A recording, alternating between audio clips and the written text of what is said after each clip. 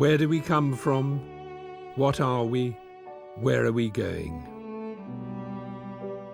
Almost hidden in the top left-hand corner of this painting, the artist Paul Gauguin has written in French these three questions. Where do we come from? What are we? Where are we going? Like many other people, I have puzzled over the nature of human existence for a long time, and my work as a documentary filmmaker has given me opportunities to consider these great mysteries from many different angles. And I've found increasingly that some of the most helpful and challenging contributions to my quest have come from the work of the Austrian philosopher and educationalist Rudolf Steiner. This film is about Steiner's life and about the work that his ideas and insights have inspired in all areas of human life. Ideas that challenge us to ponder on the true nature of the human being. In Gauguin's words, what are we? Steiner would probably add, and what might we become?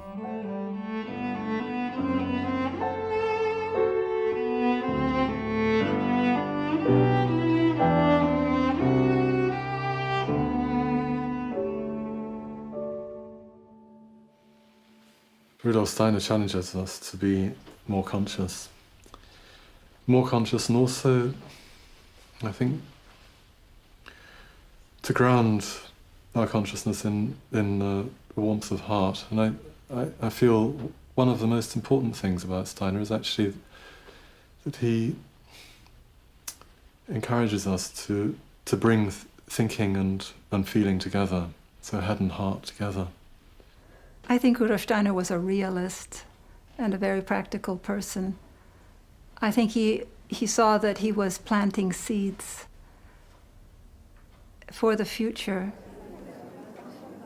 For me, meeting the work of Rudolf Steiner was like finding water in the desert, because I had searched and searched through many different spiritual paths, very much in the East and also in the West, including the spiritual path of modern science. I can't think of anybody else who simultaneously follows the whole philosophical and scientific tradition within the West and within modernity, studies it carefully, it becomes very competent in its different disciplines, and at the same time is clearly a mystic. In one place, Rudolf Steiner said, if you would like to access higher wisdom, you have to unlearn everything that you have accumulated thus far. And to those of us with degrees and credentials and so on, it's a humbling moment.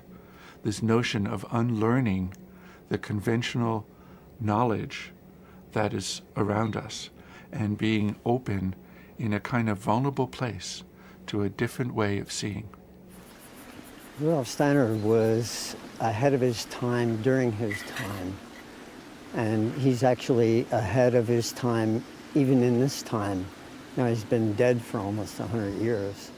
After a little time, I'll have half Q. If R is equal, I think one of the greatest challenges that Rudolf Steiner poses to us today is a challenge that he lived with in his own life, namely the challenge to battle against sectarianism.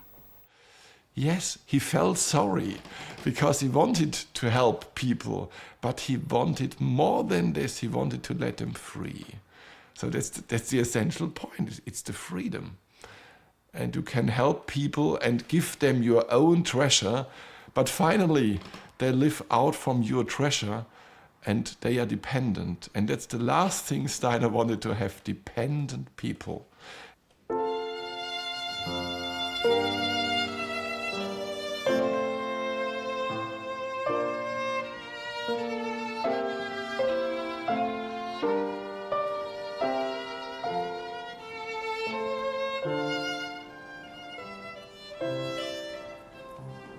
I think the challenge for me is to individualize what he has given. As he was in Norway, he almost always in his talks said, "Don't believe what I'm saying, You have to try it in life. Try it in life. And for me, that's my inner direction. I have to try it out and not just take it for granted it is like this. And then life becomes so exciting. I think really Steiner is about love. But it's hard to get to that realization because of so many thoughts. So many thoughts. But when I think of him, I don't always think of the thoughts, though I'm impressed by them, of course. I think much more of this man, traveling on drafty trains in the middle of the night to go to the next city to meet with, 9 people who are trying to figure something out, or people just scratching at him constantly for help. So he was a servant. So he wasn't a privileged person, he was a servant. So I think it's about love, really. Rudolf Steiner's influence, particularly through his indications about education, agriculture and medicine, is increasingly apparent.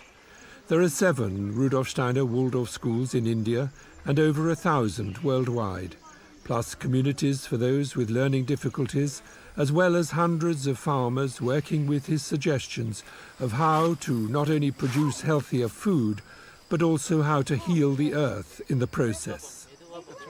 Waldorf schools, biodynamic agriculture, Velida, Demeter, Hauschka, Camp Hill, these names are increasingly familiar all over the world.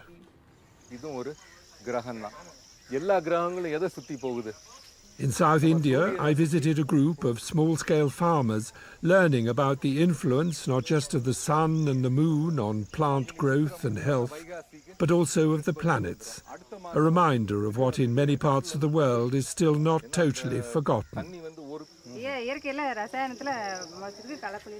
Rudolf Steiner shared this knowledge, in part based on traditional wisdom, in a course of lectures to farmers in Central Europe in 1924, a year before he died.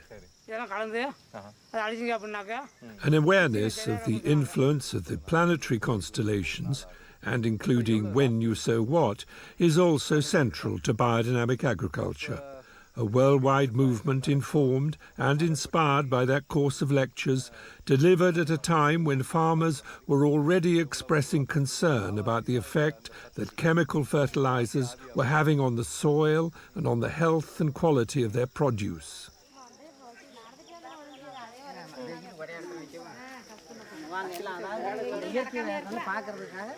The beauty of Dr. Rudolf Steiner is that he was not just a philosopher living in a world of ideas and just philosophizing and just thinking.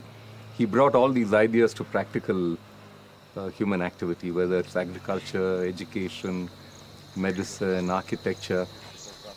Jakes is president of the Biodynamic Association in India and has his own farm, but spends more and more of his time in China and Taiwan, as well as in India, helping small family farms to improve the quality of their land and crops and to survive financially in a culture that has increasingly encouraged farmers to use expensive pesticides and high-yielding, chemically dependent seeds. These seeds have to be purchased each year, bringing an end to the practice of farmers producing their own. Dependency on the multinationals has forced a huge number of Indian farmers into bankruptcy, and many even to suicide. Jakes went on to tell me how many of Steiner's philosophical and spiritual teachings, as well as their practical applications, felt very familiar to people in India, in particular the belief in reincarnation and karma. Where do we come from? Where are we going? Despite the many challenges and seeming setbacks that we may face, the idea that we live and learn and grow through many lifetimes is an ancient teaching. So too, that the universe is alive and has purpose and meaning.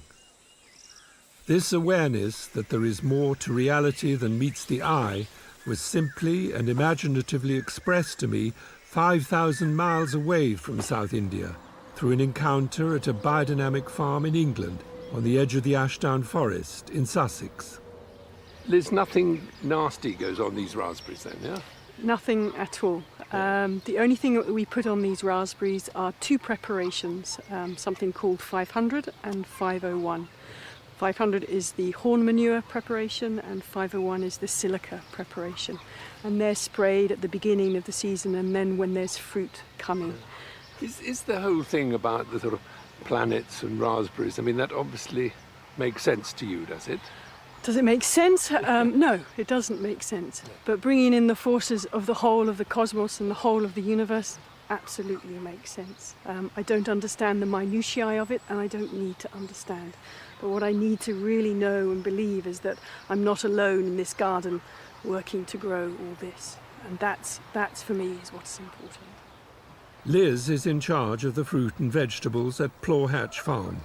Her sense that she's not alone echoes Steiner's many references to an invisible realm that supports and sustains not only the life of plants and animals, but humanity itself.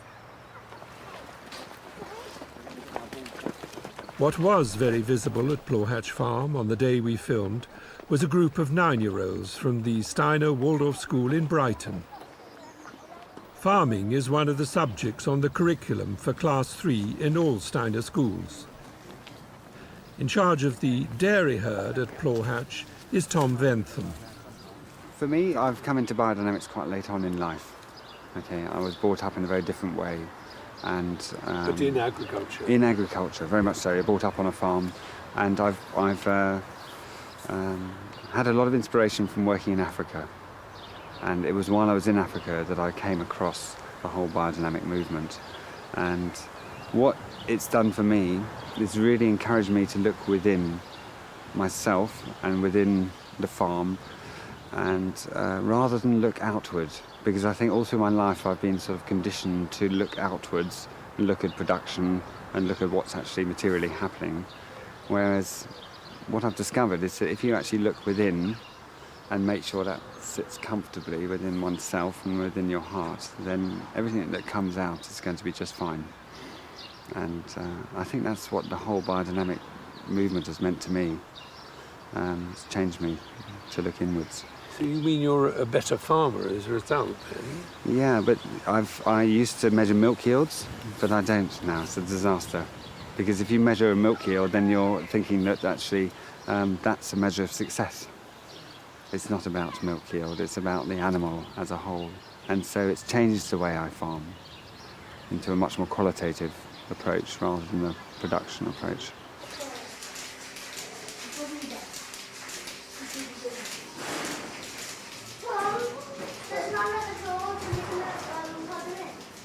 As with all biodynamic farms, Plawhatch is farmed organically, natural feed for the animals and no pesticides or artificial fertilizers on the land.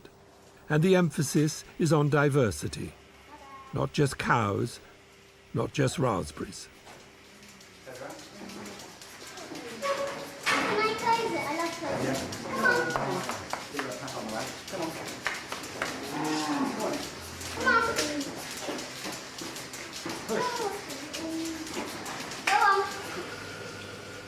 There's also a cheese-making operation at Plawhatch Farm, and as a community-supported enterprise, they have over 600 loyal and committed customers who own shares in the venture.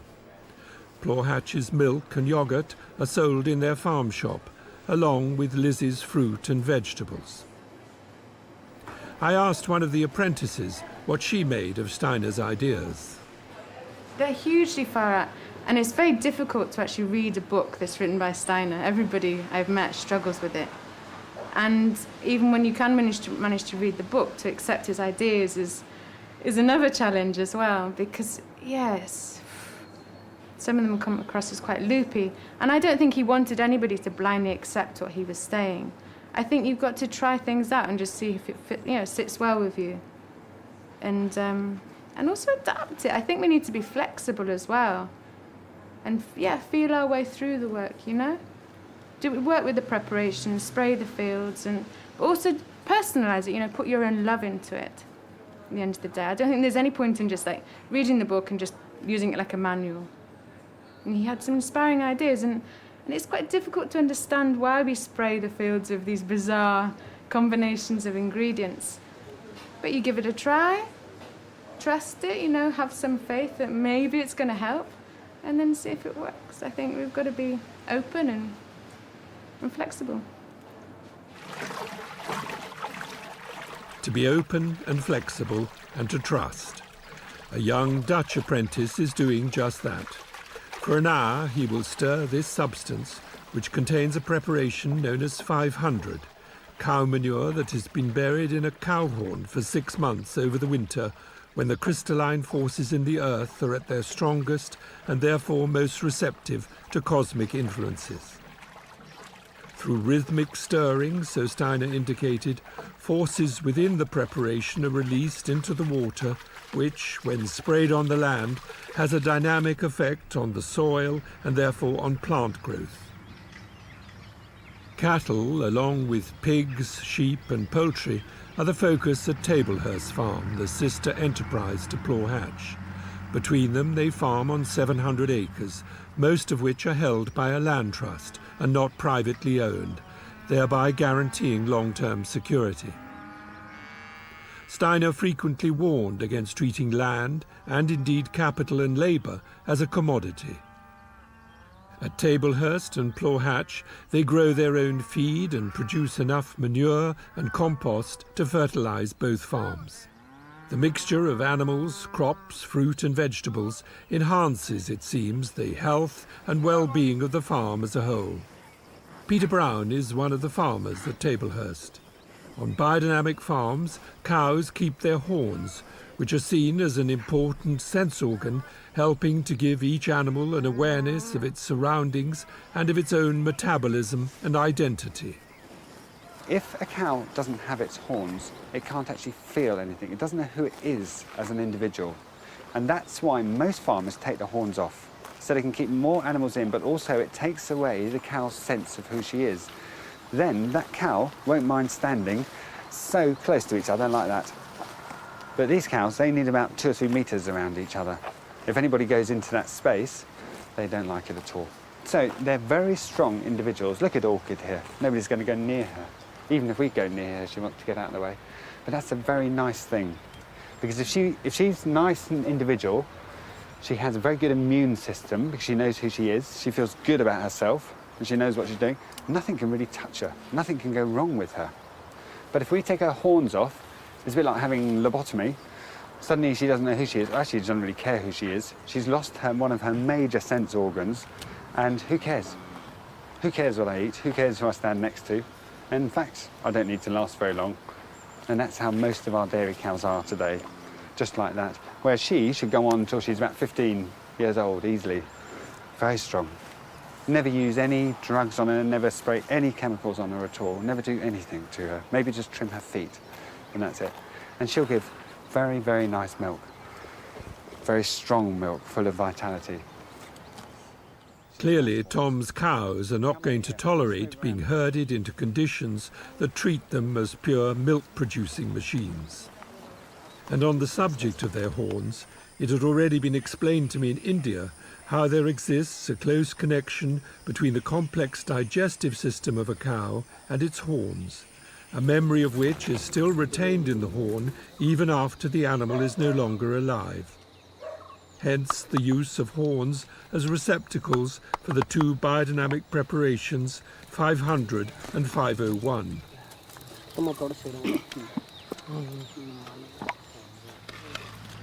At Tablehurst Farm, the 500 preparation, known as horn manure, having been stirred rhythmically for an hour, is now sprayed on the ground in spring and will continue to be applied during the summer.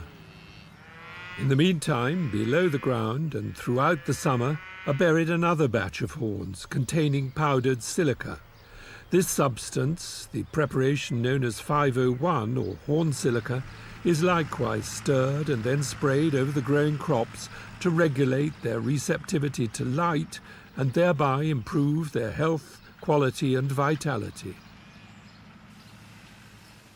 In a nearby field, chamomile flowers are being picked by Peter Brown and his team. Chamomile is one of 6 plants, each carrying a particular function that is specially prepared and then introduced into the compost heaps along with nettles, oak bark, yarrow, dandelion and valerian, to enhance and regulate the process of fermentation. Yeah, well, we're happy after these 3 months of drought, aren't we? Yeah. A drought, yeah, oh yeah. Even the rye behind us is not as high as it should be, is it? And that's because of the drought. There are 12 people employed on Tablehurst Farm, plus 3 apprentices and 3 people with learning difficulties. I asked Peter Brown about the viability of biodynamic agriculture. We're doing quite a lot of processing our products and selling direct to the customer. And that is what helps make it viable, and also gets a direct relationship with the customer and us as a group of farmers. And because we're doing the extra processing together with the farming, like we butcher the meat and sell it on the farm, and we make the wheat or the rye into flour, and we sell it to the local bakery, and that sort of doubles the price. It's ironic because, you know, there's so much, proportionately it feels like there's a lot of work goes into producing it, and then all you do is put it through the mill and you double your price. But that's what you have to do, though, to make it viable. Driving the tractor is David Junghans. He attended a Steiner Waldorf school in his native Germany, then trained in conventional agriculture before coming to England to Emerson College to study biodynamics. I asked him what he understood by this word force, the idea that there is something invisible at work in the substances that make up the phenomenal world. I think everyone has the experience of forces, hard forces, of love, for example, or of any kind of emotions. But they are not visible. It's only the physical carrier, actually, the human being, that makes it visible. And so it is in nature. Potassium is a carrier for a particular force, and so on and so on. So that's how I understand forces. Forces stand behind matter, and actually matter carries these forces into the physical world. During my visit to what was clearly a thriving and truly mixed farm enterprise, someone remarked that Old MacDonald seems to have got it right.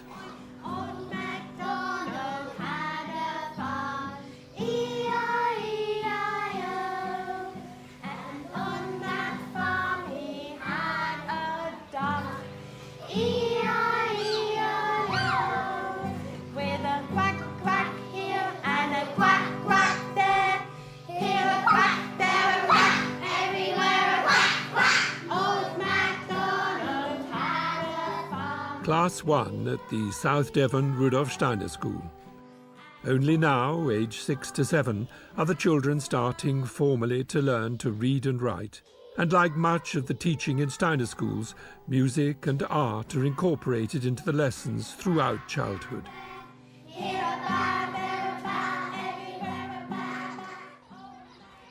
The South Devon School is one of 35 Steiner Waldorf schools in Britain. The first Waldorf school was founded by Steiner in 1919 at the request of Emil Molt, owner of the Waldorf cigarette factory in Stuttgart, who wanted an education for the children of his employees that prepared them for life in its fullest sense. And life in its fullest sense means educating hands and heart as well as head. Until the children go into Class 1 around the age of 7, the emphasis is on play, imitation and on rhythm. Baking on Monday, painting on Wednesday, an expedition on Thursday and so on. And on stories which are told rather than read by the teacher. And Steiner's picture of child development is not only of children growing up and thereby learning the ways of the world, but also of children growing down, bringing into life their own unique biographies, as he saw it from many lifetimes. And this needs time to build a strong and firm foundation so that each child can not only then face the world as it is, but also develop the strength of character to maybe change it.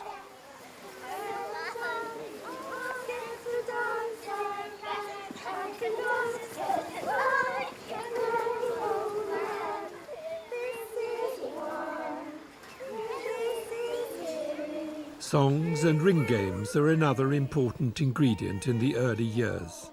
Ideally, dexterity in their bodies will gradually translate into dexterity in how they think and create.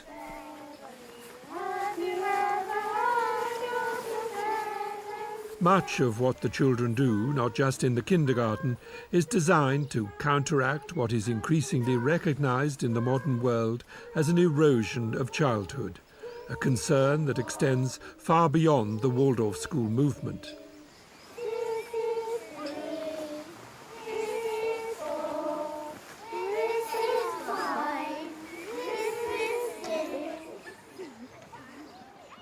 As at the Brighton Steiner School, these 9-year-olds are also not just studying farming, but actually doing it as part of what is called main lesson. One particular subject taught for the first 2 hours every morning over a period of 3 or 4 weeks. Around this age, most children start to take a new interest in the world around them, whilst also experiencing a certain separation from that world. Now they begin to study science, and in mathematics the concept of fractions.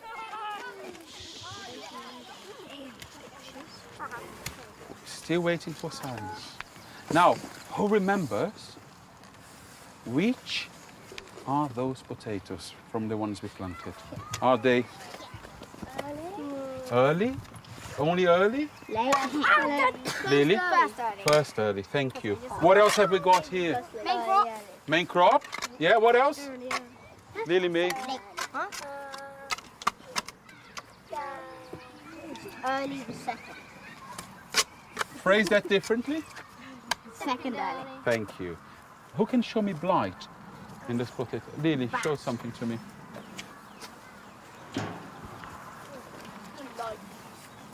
Can you see? I can see from where I am. Quite right. Yeah? Every digger should have 2 other ones working together. So should be groups of 3. A digger and 2 collecting the potatoes. The plants should all be brought back here, please. Yeah, girls? That's perfect. No, that's fine. So 1 on this side. You are too many here. Well, they really seem to be enjoying themselves. I thought children weren't meant to like gardening. They like gardening very much because they can see the end result. So they've been involved in the ploughing of this field, well, spreading the muck, the ploughing of the field, which was done by horses. So they actually pulled the plough. So they had, what is that? When can we see the lamb? Soon. Yeah? Oh, that's a big one. How many? 7. Very gentle. 9. Whoa, wow, look at that. 14. 16. They respond very well to the activities we propose. It's the practical ones there. Yes, let's do it. And there's a real enthusiasm that comes from them. Where are you from? I'm from Brazil. I'm from Brazil, yeah. So there are Waldorf schools in Brazil too? There are Waldorf schools in Brazil, yeah. But I wasn't connected to schools there. I was connected to the biodynamic impulse, but not to schools. Yeah, you're doing both. That's right, yeah, sort of bringing them together, really. Yeah.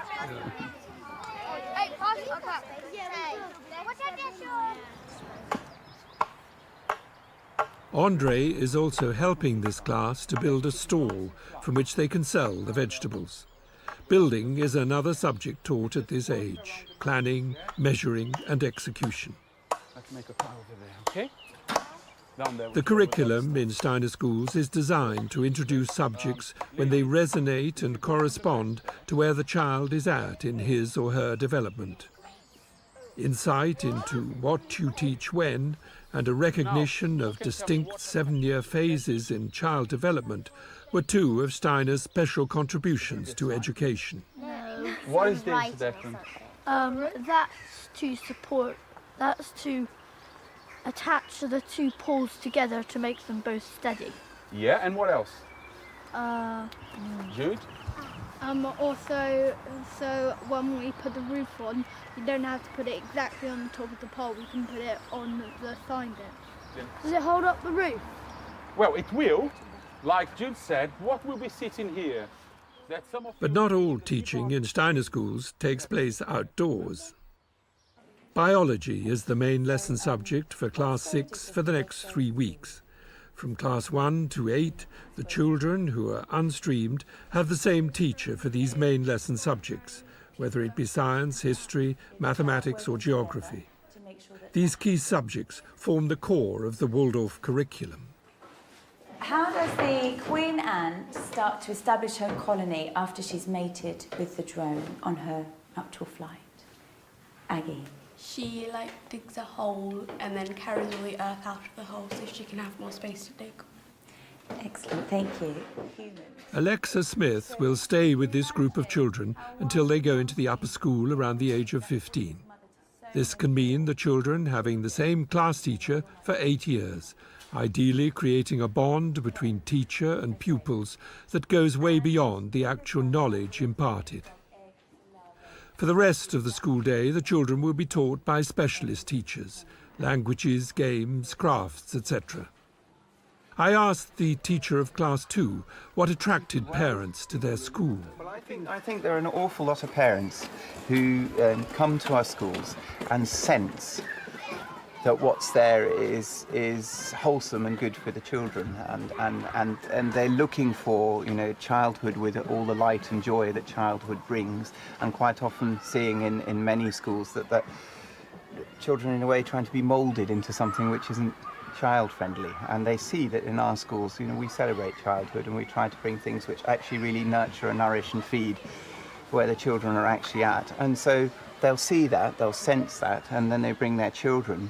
And I think it's up to us to make what we do available and understandable in terms which don't make people feel that it's something weird that's behind it. Because I firmly believe it is not something weird. The sun with loving light makes bright for me each day. The soul with spirit power gives strength unto my limbs. I've been doing this for 20 years, and it really does nurture and nourish those children, and they are free afterwards. They're not coming out having to believe in any particular belief system or anything. They're totally free, but they've been nourished as human beings.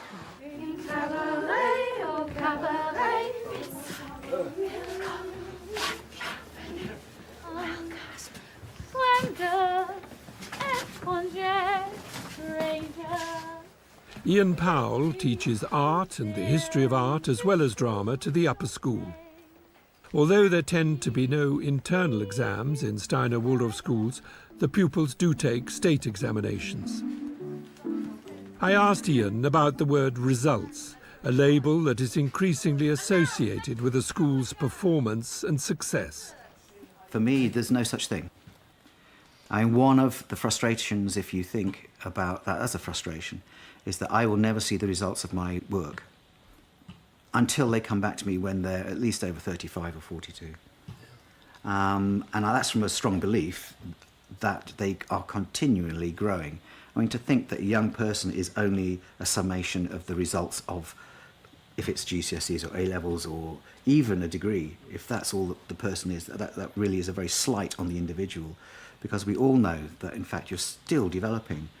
So I'm really well aware that anything I do here, if it's an examinable, is purely to allow them to go on to the next phase of study. It has nothing to do with the result. No, again, time. Victor! How'd you come? About Bobby! Oh!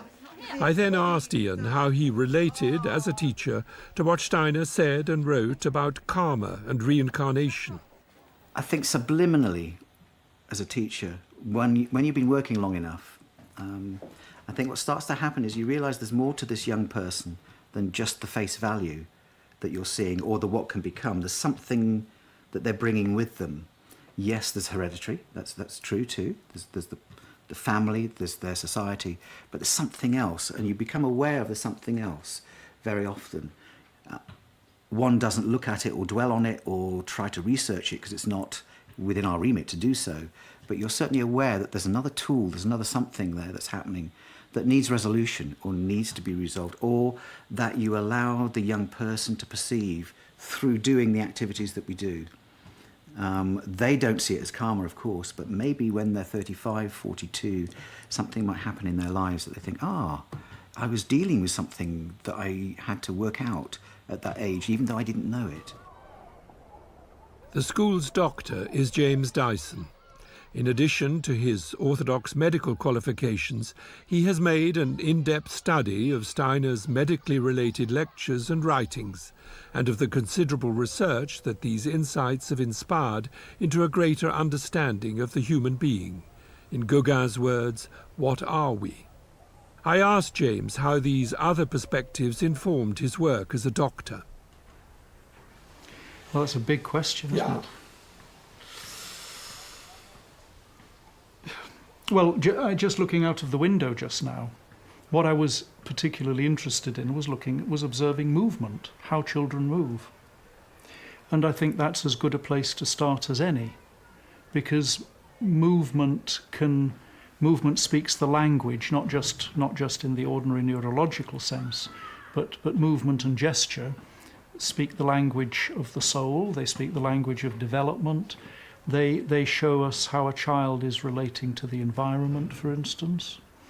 And nowadays, particularly, harmonious movement is often the exception rather than the rule. And why is this happening? I think that young children nowadays are subject to a far higher level of sensory stimulation than they were in the past, from a much earlier age. Be it in the form of IT and screens, or in other ways too. And at the same time, children are deprived of the kind of traditional possibilities of movement through which, your average child was exposed 30, 40, 50 years ago. Waldorf schools are almost unique in not introducing computers until the upper school, and then only gradually. Many parents and educationalists these days share their view that early childhood should be less focused on information technology and generally less pressured. The key theme of what Steiner brought as a picture for child development, namely that up until neurological maturity has reached a certain level, in the 6th, 7th year of life, you should not tax the nervous system cognitively, but you should work very much with the faculty of imitation and creative play and stimulate that. And for what reason? Why shouldn't you tax the brain? I mean, that's what you're talking about, isn't it? I think the simplest way of putting it is that if you're still laying the tracks for the tram line, you don't drive the tram along.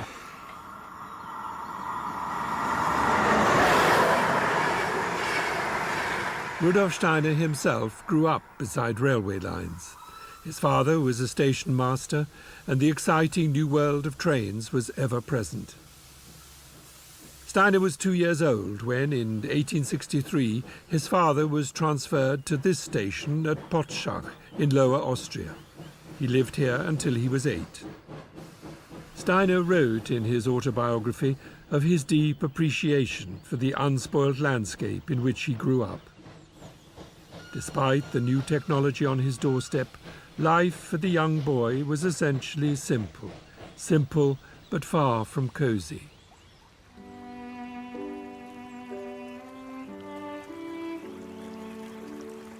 Here, Steiner lived not only in the two worlds of trains and nature, both of which he loved, but also in an inner world of spiritual experiences that were as real to him as the physical world around him. Already around the age of 7, he had a vivid experience of a relative who had just committed suicide and who asked him for help. But it was to be almost 40 years before he could speak openly about such matters. What is the true nature of reality? Where do we come from? What are we? Where are we going? These were questions that were to occupy Rudolf Steiner for the rest of his life. In 1868, the family moved nearer to Vienna, to the village of Neudorf. By now, Steiner had a younger brother and sister. Though less remote than Potschach, his home was still, in Steiner's words, austere but healthy. He served as an altar boy at the local Catholic church, helped grow vegetables for the family, but the essence of his journey through childhood and youth, that long walk to school, was the story of a very bright but essentially lonely child, nudged by his father to study science and technology to qualify as an engineer on the railways, who was nevertheless thinking deeply about what he called the enigmas of existence, and already at the age of 14 studying the German philosopher Immanuel Kant. In 1879, at the age of 18, he passed his school leaving examination with distinction. For 3 years he'd given private tuition to fellow pupils in order, he wrote, to contribute at least a little of what my parents had to pay out of their meagre income for my schooling. And having attended a technical rather than a grammar school, he had had to teach himself Latin and Greek. From the Austrian countryside in which Steiner had grown up, as the son of a humble railway official, the move to Vienna was a huge step. Capital of the vast Habsburg Empire, it was a cosmopolitan city buzzing with life, creativity, and philosophical debate. A cultural flowering on a massive scale. In the autumn of that same year, Steiner enrolled at the Technical University to study biology, chemistry, physics, and mathematics. But already his interests were as much in German philosophy and literature as in science. Very soon his social life began to flourish. The famous Café Greensteidl, which for a time he gave as his address, is now more a tourist attraction than a hive of philosophical debate. But round the corner at this nearby coffee house, it is easier to imagine the atmosphere of that era and the extraordinary variety of people with whom the young Steiner was mixing. Poets, rich merchants, Cistercian monks, feminists, university professors, and poor students like himself.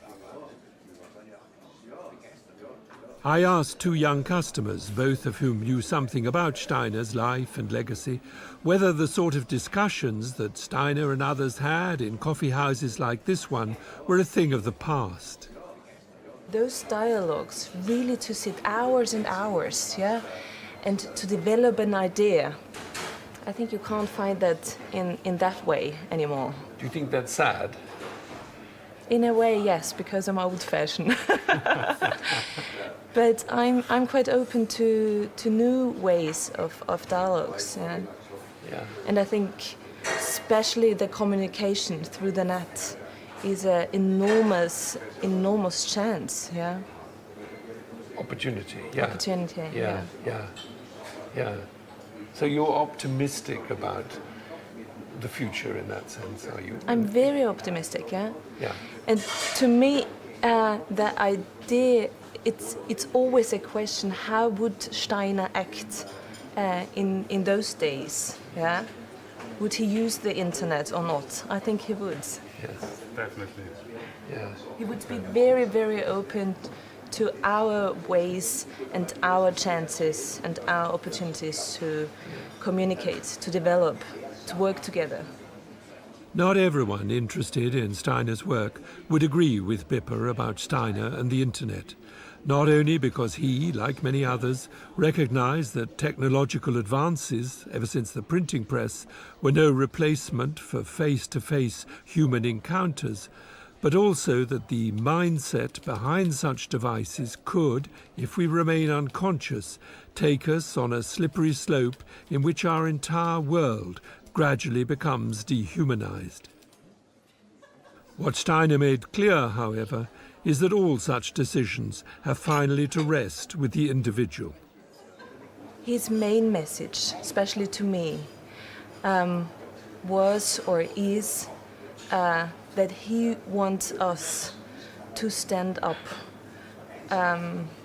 for our own ideas. And that's, especially in our time, not that easy. So for people, it's much more easy to put him into a box than to focus his message and follow the message. And I think he didn't want us to follow him. He wanted us to follow ourselves.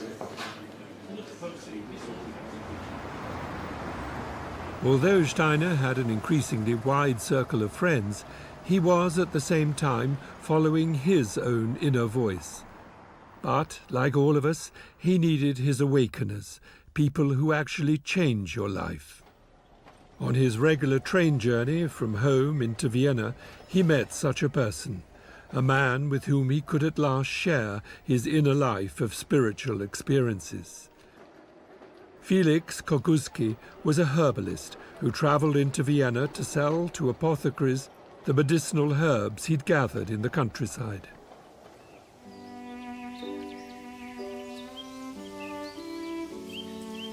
On his back, wrote Steiner in his autobiography, were his bundles of herbs, but in his heart was the knowledge of the spiritual aspects of nature that had come to him through gathering them. Through Felix, Steiner learned that there existed a vast store of traditional wisdom that was soon to disappear completely from the folk culture of Central Europe. In his company, Steiner felt in touch with what he called a soul from ancient times, someone with the intuitive knowledge that he himself had experienced since childhood, and which he was already trying to understand and above all to anchor in the world of modern-day consciousness. But there was another ingredient that Steiner was to increasingly emphasize. For every step that we take in our search for this deeper wisdom, we need to take 3 steps in our moral development. A person should not be on this journey, he wrote some 25 years later, to accumulate learning as one's own treasure of knowledge, but in order to place this learning in the service of the world. Meanwhile, the young Steiner was to experience another great awakener, a man who was also to profoundly influence the course of his life.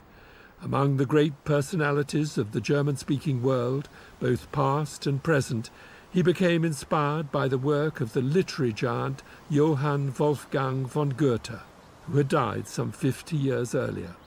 Not Goethe just as poet and novelist, but Goethe as scientist, particularly his work in anatomy, optics, and botany. Later, Steiner was to call him the Copernicus and the Kepler of the organic world. Goethe was a huge influence on Steiner, and Steiner felt that he discovered a kindred spirit in Goethe, because he was approaching the natural world with an open heart, and not as an object to be studied and measured and quantified, but rather as a world that was still imbued with something sacred. I think Goethe was very aware of the sacredness of nature, and that's why he wanted to approach it in a different way, with empathy, rather than with objectifying consciousness. But he still thought of himself as a scientist, didn't he, Goethe? He certainly did, because he was interested in knowledge, and in a type of knowledge that was a direct knowing, really a perceiving, to actually see into the spiritual workings of nature. So he was focused much more on the world of qualities than of quantities, and much more on what could be perceived by each person as a human being, unaided by any scientific instruments. So for him, scientific instruments tended to get in the way of really seeing what was living in nature. That's why he's so much at odds with the approach of mainstream science. Jeremy Nadler is a writer with a doctorate in theology and religious studies who makes his living as a gardener in Oxford. For Goethe, the human being is the most exact instrument. If you can develop that instrument into an organ of deep perception, then of course you'll see more and more in nature, and that's what Steiner was able to do. He developed himself as a spiritual instrument, I suppose. So he was perceiving much more than most people are able to perceive in the natural world, and he extended that to invisible worlds, of course. And was pointing to the fact that we all have this potential then. Absolutely. Yeah. It's not so easy to develop it, though. Yeah. But, you know, one just has to keep working at it, really on a daily basis. What is your understanding of the key to working with it then? Well, when I go into the gardens, I'm very aware that the first thing I want to do is, I see weeds and, and I see all sorts of things that need doing. So I want to get engaged with practical stuff. But I try to stop myself and just spend at least a few minutes with a plant and just observe it, just be with it. And there's something immensely centering and healing in doing that. And I feel it actually helps the rest of my day in the garden. You realize that there's a miracle there, really. And it's so easy to not see it. Yeah. But that would be true perhaps of life altogether. We just simply don't notice things, do we? We take things for granted. Yeah. Not just plants. That's absolutely true of life altogether. And one of the wonderful things about Goethe's scientific method is that you can apply it to every life situation. It's not just to do with our relationship to nature. It's not just to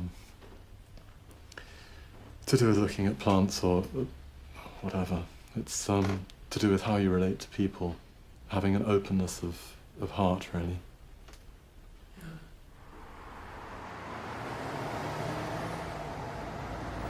Goethe does provide a kind of transition, a foundation for a transition between, I might say, conventional day consciousness and what Steiner calls ultimately his spiritual science. That is to say, a way of engaging the world of spirit, the world of our own inner experiences, with as much surety and clarity as we do the outer world.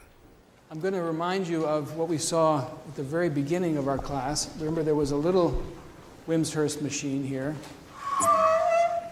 that allows us to do something very similar, slightly different geometry, but basically a Arthur Zients is an American professor of physics at the University of Massachusetts, Amherst. Alongside his interest in Steiner, and through his connection with the work of the Dalai Lama, he is a pioneer in bringing the practice of meditation into academic circles. I asked Arthur to explain the young Steiner's interest in the philosopher Immanuel Kant, and in particular Steiner's rejection of Kant's hugely influential utterances on the limits to knowledge. The limits, the so-called limits to knowledge, are really the limits of a horizon. You know, if you stand on a mountaintop, you see further than if you're down in the valley. Well, but you got to get to the mountaintop, right?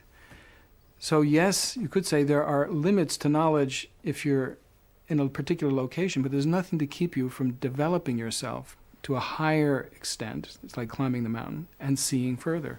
There'll still be an horizon, so you'll still experience a limit, but the limit is a subjective limit, not an objective statement about the way the world is organized.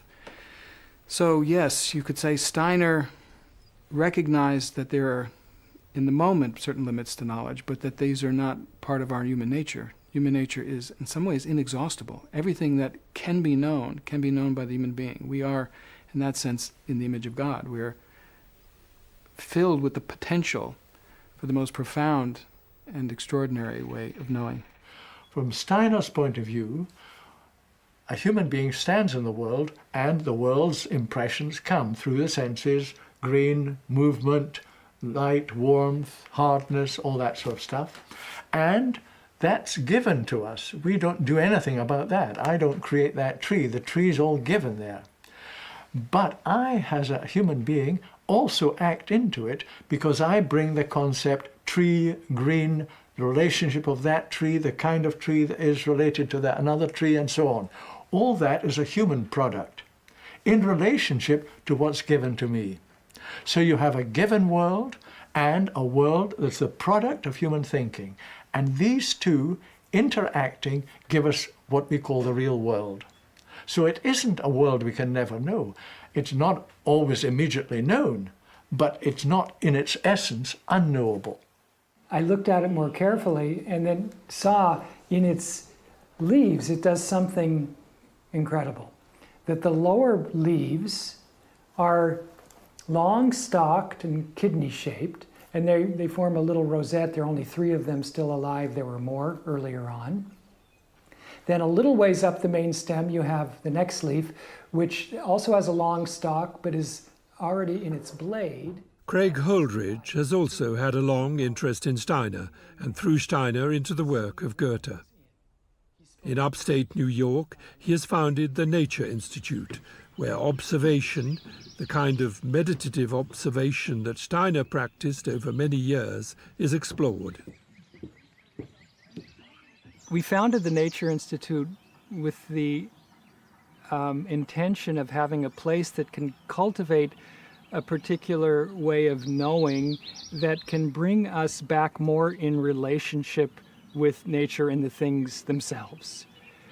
And now that sounds, very harmless and simple and maybe not even that important, but if you think about how strongly our culture and our minds are captivated with certain kind of abstract ideas, and we notice that people come to us with many, many abstractions in their minds about what hormones do, about what the brain does, about how natural selection has made us this way or that way.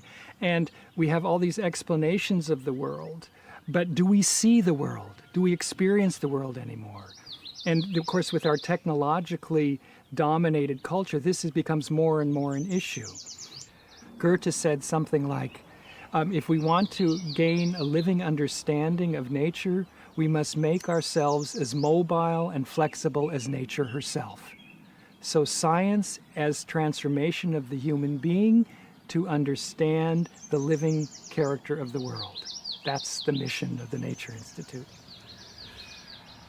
When Steiner came across Goethe's work when he was still a student at the university in Vienna, what he found in Goethe, what stimulated him in Goethe, was that here was a man who really immersed himself in the phenomenal world, didn't have lots of abstract concepts, and thereby opened himself to seeing relationships that spoke of more than the mere physical. It is just unfortunate today that we are so much in a dualistic culture, matter and mind, soul, or body and spirit, if we even think about the one half, right? But if we do think about the spiritual or the soul or whatever, then it's always in contrast to the body or this. But to see a unified world, and that was really Steiner in his epistemology based on Goethe, was all about the one world that we live in. It is one world, and we are part of one world. And there aren't 2 or 3 or 50. There might be nuances and different levels, or whatever you want to call them, different aspects that one can gain access to, but it is one manifoldly differentiated world. In this approach to understanding the world, you really do have to slow down. I mean, and that part of our challenge today is our rushed world, right? We rush from one thing to the next, and thereby we can't really take anything in and meet it in any depth. And so just to sit down and perceive and take the time to look at a plant or look at one leaf of one plant for 5 minutes, takes a lot today. and to take it in and say, what do you have to show me? And then the work continues. But you've slowed down and you've gone out and taken the time to take in something that the world has to offer you. And it gives it a moment of quiet and a moment where you can really enter into a conversation with the world. So I, sometimes thought about, this methodology or this aspect of the methodology, that it would be interesting to speak of, like one speaks of slow food today and slow money, to speak of slow science. We need to slow down so that we can really dwell in the things as a basis of a more, as the basis of a deeper understanding of the world. Towards each other too, then. Yes. I mean, in all respects. I speak mainly about, when I'm speaking about nature, I'm also speaking about my fellow human beings, right? In all our relationships, this, taking the time. One set of relationships that Steiner had while still studying in Vienna, and which was to have far-reaching consequences, took place in this building, the home of the Specht family. Steiner tutored the 4 boys during his last 6 years in Vienna, while at the same time studying and writing on Goethe.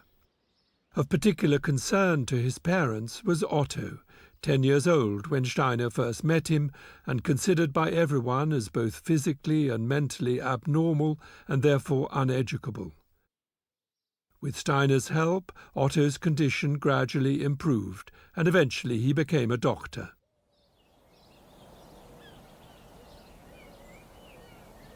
There is now a whole movement for therapeutic education, with schools and villages, not only here on the banks of the Severn Estuary in England, but all over the world.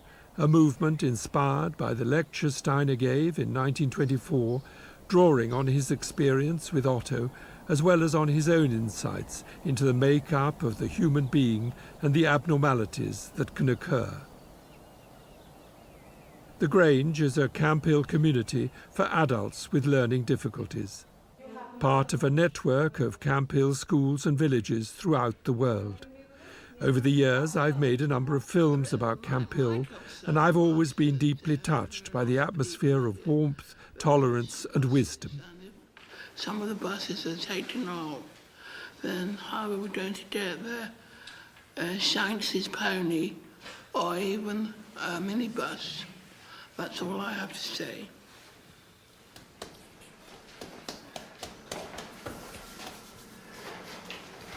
John, do you work here every day then? I work in the garden. I work in the garden. Do you? Yeah, I work in the pottery as well. Oh, so you've got a lot of jobs. Yeah. Which one do you like best? Pottery. Pottery. Yeah. You meant to say the bakery. Yes, I'm the bakery. That's better. Sorry. Sorry, Greg.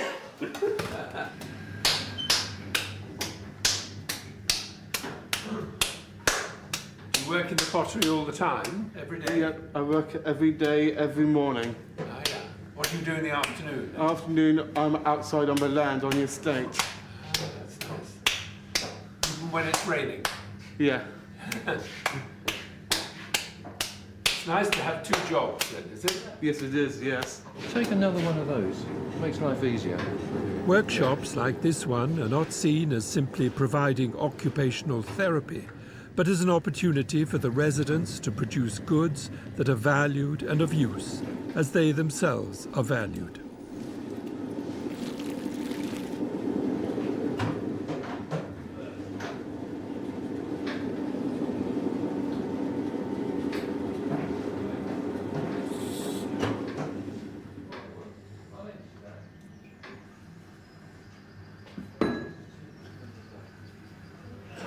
It's finished? Yep. The way I have to do is to put this plate into the woman cupboard over there. I'll show you. Have you been in camp at the age of 5? So you've been in Camp Hill since you were 5 years old? How old are you now? 23. 23, yeah. I am the youngest in my family. You're the youngest? Yeah, I have a big sister as well. Big sister? Yeah, two big sisters. Do you go home sometimes? Yeah, I see my dad, but my parents are not together. Aren't they? Yeah, it's difficult, but I could get on well with my family. Even we have ups and downs, I just get along with them. I think lots of families have ups and downs. Yeah. And you like it here? Yes. This is like your family in a way, isn't it? Judy and Nina, my family. Yes. That's nice. Well, you're doing a wonderful job. Yes. That's the microphone. Now I'll show you the finished plates. Can you? So that's the finished plate, yeah. Yes, it is, yes. Yeah. Must be very satisfying to do it. Yes, it is. Enjoy it. Yeah. Yeah, I love it. Yeah. I love working in pottery. Yeah. Camp Hill was founded by Karl Koenig in 1939, along with a group of fellow refugees from Nazi-occupied Austria. Their angel led them to Scotland, where, inspired by the work of Rudolf Steiner, they created a worldwide movement for the care of children and adults who were, in the language of the time, in need of special care. I think you might need to spray between the saw. You might need to spray between the saw. I'll get you the spray. Hang up another swallow, are you? Yes. This is my washing line. Michael calls it my washing line. They all made a joke out of it, but I don't mind. You know a bit about Steiner? Just a little bit. He's comes from Vienna, doesn't he? Well, in Austria, yes. Austria. Yes. And he started a lot of Camp Hills. Well, he inspired the He whole inspired. campus. Yes. Inspired, that's the word I want. Yes, yeah. And also Karl Koenig with his friend, well, not his friend, but one of the people. Yeah. Koenig was interested in Steiner's ideas, Yeah. that's right. Yeah. And he wanted to follow the impulse. That's right. Or at least try. He's trying, yes. Giving and receiving. Giving and receiving. And a big rainbow. And way back to ourselves. To see the deep blue sea. What Judy Bailey is trying to do, through a therapy that Steiner developed called eurythmy, is to heal through movement, often very simple movements. And how is that helping, Judy? Can you say?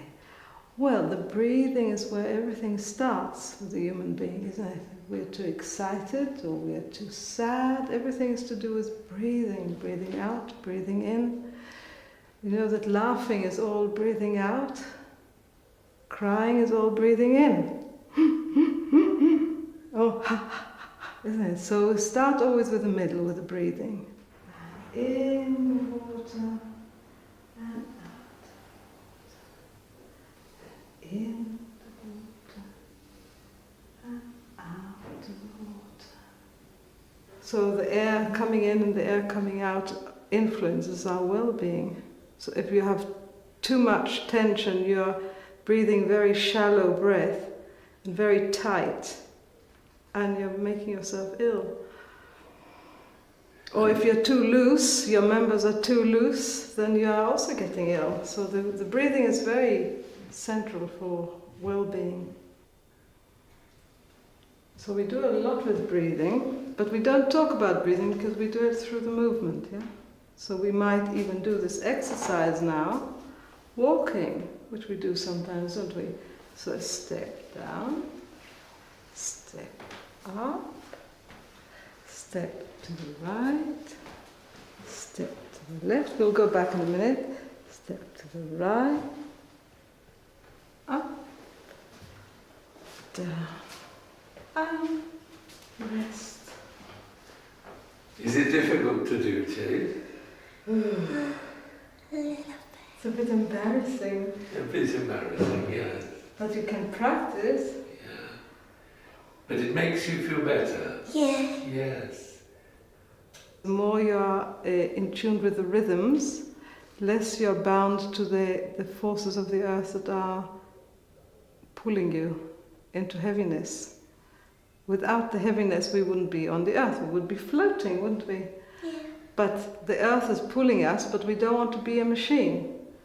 So if we would just be bound to earth, yes. So to overcome that, we are doing rhythms. To overcome that heaviness, we do rhythms. Yeah. And the rhythms connect us to the rhythms of the universe. And people like Jade are very perceptive. They take in quite the whole thing. That's why it's so wonderful, because they're not bound to the earth like some of us. That's how I see it anyway. Yeah. So she teaches you. She teaches me. Yeah. Yeah.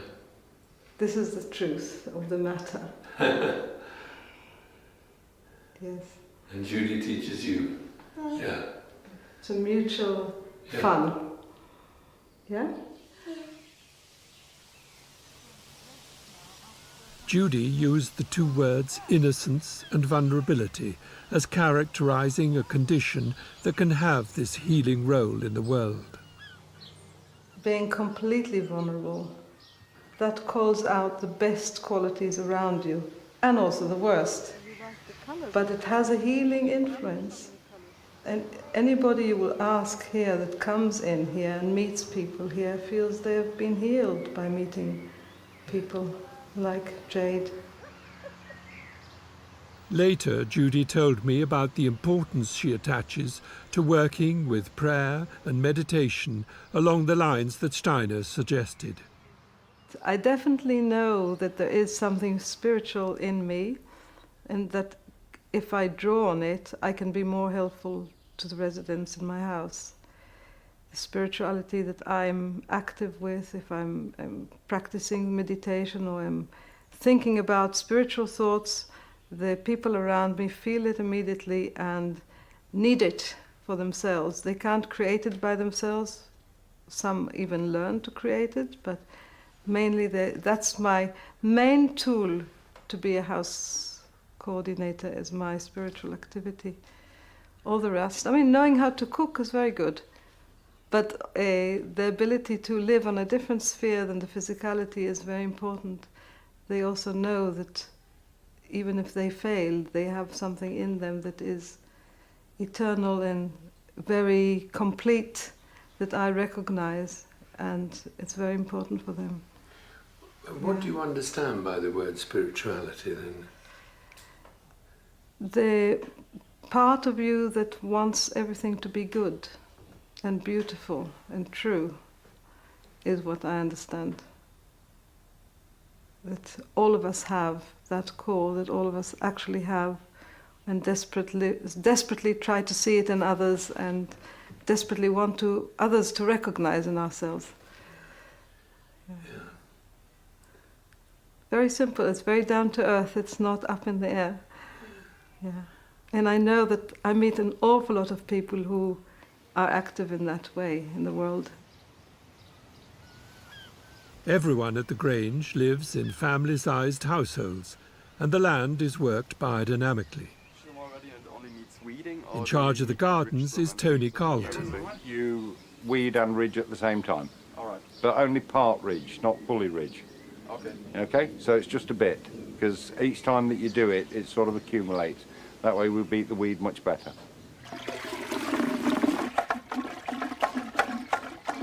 Tony compared Ian's vortexing of the preparation to breathing.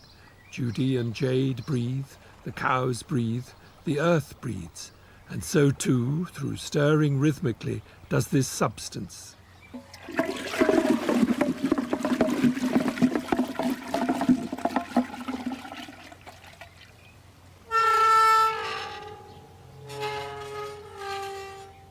Tony Carlton's armillary sphere is his equivalent of those planets on sticks laid out on an Indian farm. Shortest daylight hours. a clear, if squeaky way to observe how the sun moves throughout the year in relation to the 12 signs of the zodiac. This sun line, as it goes through each constellation, has a different quality. So where the sun is at any particular time through the year, let's go to Easter, where we've already gone from Capricorn, Aquarius, and we've come to the fishes, we've come to Pisces. If we can imagine that that accumulation of energy is happening from Christmas time to Easter, we start entering spring. Now, in the conventional farming, you will find that all the farmers will actually sow their maize or their silage and this, that and the other when the sun is in Aries. Now they don't know it's in Aries, but Aries is a warmth sign, and it's an accumulation of energy that has made itself available from inside the earth, increased by the added daylight hours, and Aries brings warmth, which is when the farmers sow their maize. Tony, when you say Taurus is an earth sign, I mean, what do you actually mean by that? Well, you've got four main qualities: earth, light, water, and warmth. They're the four energies that you're working from. So most people who have a birthday, I don't know many people who haven't got some sort of birthday, that they will say, oh, I'm an earth sign. Yeah. In the plant world, that earth sign also means root. So your root vegetables. Yeah. With a water sign, you mean your leaf vegetables. With an air sign, it's normally your flowering impulse. And then with a warmth sign, you have your fruit. Yeah. So the four earth, water, fire, and air are broken down to root, leaf, flower, and fruit. So I need to remember what a plant is. So a lettuce is very happy with Pisces, but a bean is not, because a bean would be much happier with Aries, because if I sow it in Pisces, it's just going to sit there and wait and wait. And then once it goes to Aries, you realize that actually it will start doing something. While Tony sprayed his newly stirred magic on the garden, I asked one of his apprentices what he made of all this and what he understood by our title, The Challenge of Rudolf Steiner. One thing that is very much how people do things today is that, like, people don't really want to spend time with something unless they already know that it's right. Like, I think there's something in The Lord of the Rings where he describes hobbits, and he says hobbits only have books that tell you about things they already know. That's very much true about, I think that's very much true about the way people today relate to truth. Like, they don't, like, I don't know, left punky people, they read like the books written by left punky people because they know there's only things in them that they anyway agree on. And I think when you try to read Rudolf Steiner, usually what I find you will find that you need to open yourself to something that you do not yet know, or like you need to make an effort without knowing for sure. Like, it takes trust. I think that's the challenge. Rudolf Steiner's own next challenge was the editing of Goethe's scientific papers, as well as writing his key book, The Philosophy of Freedom. In 1891, at the age of 30, he was awarded a doctorate of philosophy from the University of Rostock. A year earlier, he'd moved to Weimar. It was to be a lonely 7 years, working within the formality of the Goethe-Schiller archives and with no one with whom he could discuss his increasingly rich inner life of spiritual experiences. Meanwhile, his philosophical writings and insights remained largely unrecognized. I discovered Steiner when I was in my early 20s, and I was at Oxford in a at the university in a highly intellectualized environment, which I hated, and Studying philosophy, well, PPE, which includes philosophy.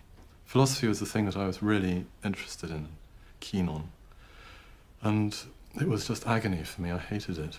It was Bertrand Russell and David Hume and every manner of reductionist thinker that you could imagine. And there was no real philosophy. And then I came across Steiner's work, and it was a godsend to me, because there was someone talking about thinking, but in a completely different way from the abstract, intellectualized thinking that's practiced in the universities. So for me, it was like, here is a new direction that I can go in. And the atmosphere in the 70s, the early 70s, when I was at university and struggling to find my way, was actually very anti-intellectual amongst those people who were seeking a spiritual path. So I was caught, in a way, between the arid intellectualism of Oxford and this rejection of intellectualism altogether in order to find a spiritual way. And Steiner was very significant for me at that moment in time, because he presented this alternative view of what thinking could be. So, can you describe what that view is then? I mean, what was this alternative? Well, one of Steiner's key books is The Philosophy of Spiritual Activity, or The Philosophy of Freedom, has those two different titles. And in that book he describes how thinking as an activity can be intensified so that it becomes a kind of dialogue with the world of spirit. And that seemed to me to be a path that I could follow. But when you say world of spirit, I mean, that can sound pretty weird to some people. Are you talking about talking to spiritual beings, or what do you mean by the world of spirit? Well, yes, I do. It may well sound weird, but I think that's the reality of it, yes. But of course, one's actually in a kind of inner dialogue with a world of thoughts, but the question is, what is the source of our thinking? Where do our thoughts come from? That's a living question, which I think anyone who's engaged with that question of what thinking really is obliged to ask. I mean, most people would probably say that our thoughts come from our brain. Most people probably would say that, yes. Well, I don't think that's actually correct. And even to the extent, of course, thinking is dependent on our having a brains. If you cut my head off, I wouldn't be able to think. But it doesn't mean that the source of thinking is material.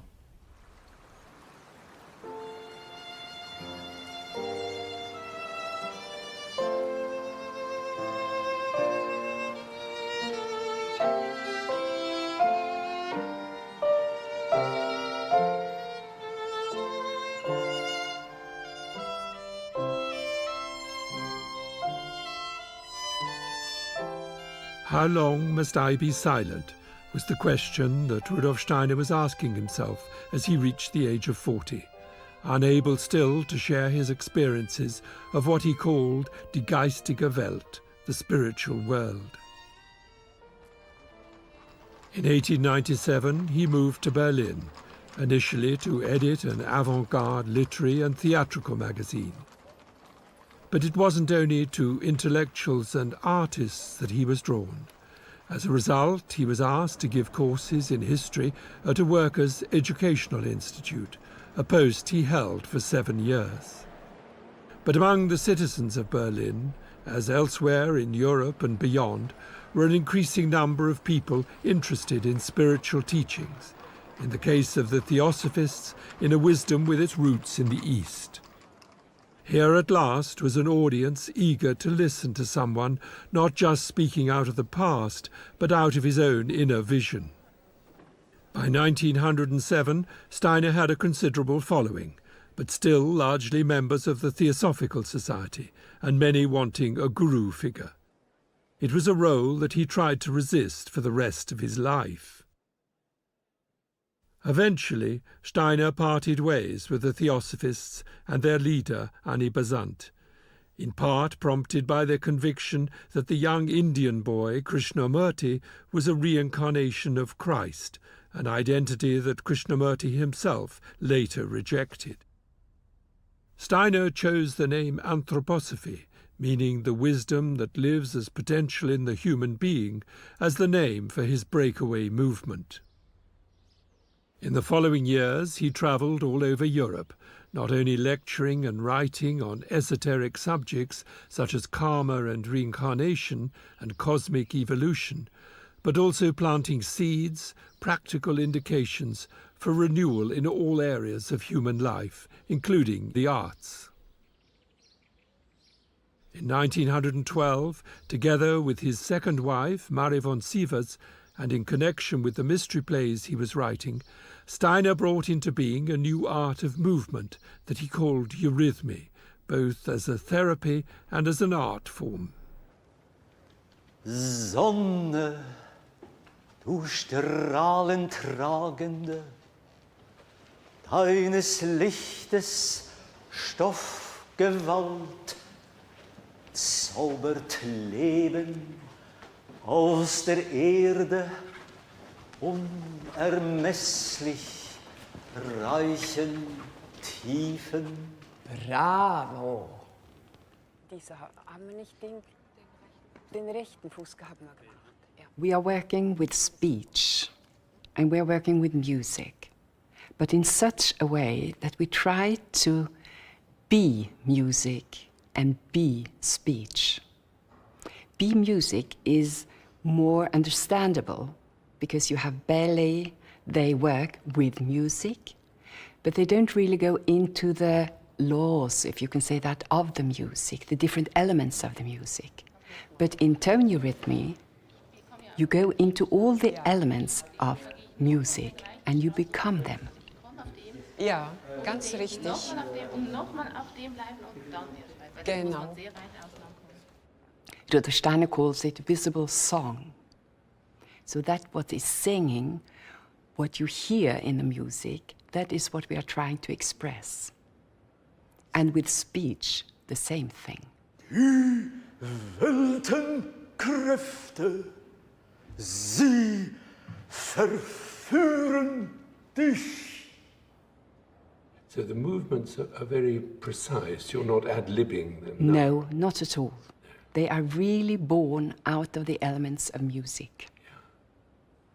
And speech. And speech too. You have the vowels, you have the consonants. Yeah. What we usually use when we speak, and we don't think about it, that it's possible also to express through movements this speech.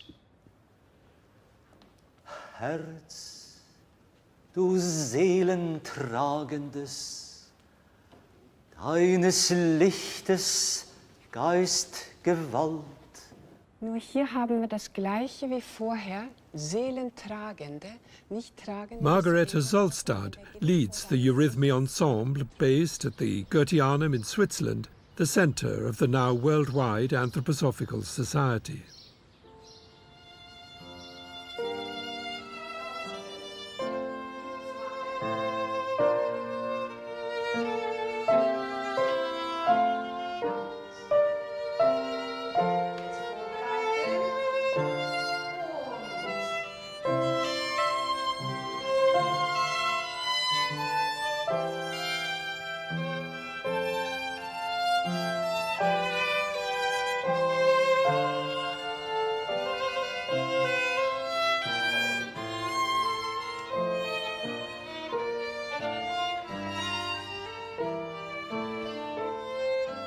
Eurythmy may not on its own save the world, and the shape of the Goetheanum may not be to everyone's taste.